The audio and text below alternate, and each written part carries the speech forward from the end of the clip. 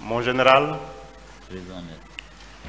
votre apport inestimable consiste à nommer ces rapports de la responsable de la Croix-Rouge, aujourd'hui introuvable. Est-ce que vous pouvez nous donner à ce tribunal des indices permettant de le retrouver? Maître, moi, là où je suis, je ne peux pas retrouver la dame là. Mais,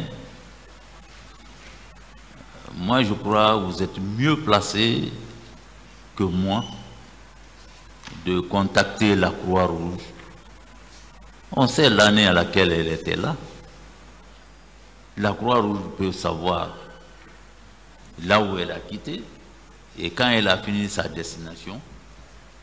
Et je crois qu'on peut avoir des informations à partir de la Croix-Rouge pour savoir si la femme, elle est là où elle est. Mais moi, je ne peux pas, parce que j'ai vu cette dame-là une seule fois, le jour qu'elle m'a déposé le rapport. Elle m'a appelé au téléphone. On a parlé au téléphone. Le crime que j'ai commis, c'est donner les véhicules. C'est là, aujourd'hui, on est en train de mettre tout sur moi, parce que j'ai donné les camions. Ça, je ne nie pas.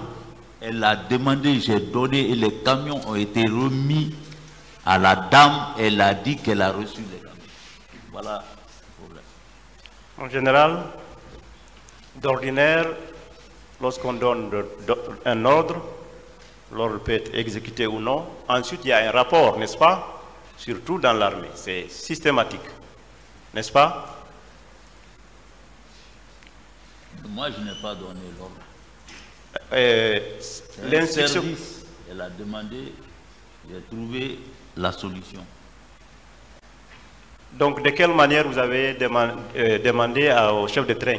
C'est un ordre ou pas? Oui. Le chef de train, c'est un ordre que vous lui avez donné? D'envoyer les véhicules vers la dame. Est-ce que, puisque le rapport est introuvable, est-ce que lui, après avoir exécuté cette mission, il a eu à vous remettre un rapport en ce sens? Un rapport circonstancié parce que reçu certainement des chauffeurs de camions qui pourront indiquer avoir transporté des corps, le nombre et tout ça aurait pu être, parce qu'on ne peut pas se fier seulement à un rapport d'une société auxiliaire du pouvoir public qui est la Croix-Rouge. Est-ce que, à l'issue de la mission, le chef de train vous a fourni un rapport circonstancié, comme il se doit? Non, il n'a pas dit, il ne m'a pas fait un rapport et me remettre. Mais quand les véhicules sont revenus, il m'a dit que les véhicules sont rentrés au parc. Est-ce que vous étiez au courant que les hôpitaux et autres établissements sanitaires ont fait l'objet d'occupation par les forces de défense? Est-ce que vous étiez au courant que les hôpitaux faisaient l'objet d'occupation, de saccage, notamment donc par les forces de défense? Est-ce que vous étiez mis au courant? J'ai appris ça après, ici, dans le débat. On dit qu'il y a des militaires qui sont venus là-bas, qu'ils ont... bon, les renseignements, et puis le débat ici, la pharmacie, et puis que d'autres sont venus. Oui, j'ai appris ça ici. Mais ce jour, non. Ok.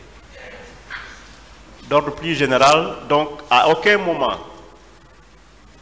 pendant le déroulement des massacres, tout comme les jours qui ont suivi, vous n'avez pas reçu aucun ordre de votre hiérarchie de mettre fin, à titre d'armée régulière, de mettre fin à ces massacres. Vous n'avez jamais reçu un ordre de votre supérieur hiérarchique. De faire quoi? De mettre fin au massacre lorsque vous en avez eu connaissance. L'armée, personne ne vous a dit allez aider la police ou la gendarmerie pour l'établir l'ordre? Non, non, personne ne m'a dit ça. D'aller aider la police. Personne. Non plus, vous n'avez pas été mis au courant des actes de torture qui se faisaient dans les garnisons sous votre autorité. Vous n'étiez pas mis au courant. J'ai répondu à cette question ici. Et largement, parce que ça m'a été posé plusieurs fois. Ok. Non plus, vous n'avez pas de connaissances sur les fosses communes vers Kangalfaya et autres. Vous n'en avez pas eu connaissance. J'ai répondu à cette question. Ok. Donc, merci, monsieur mon général. Merci, monsieur le président.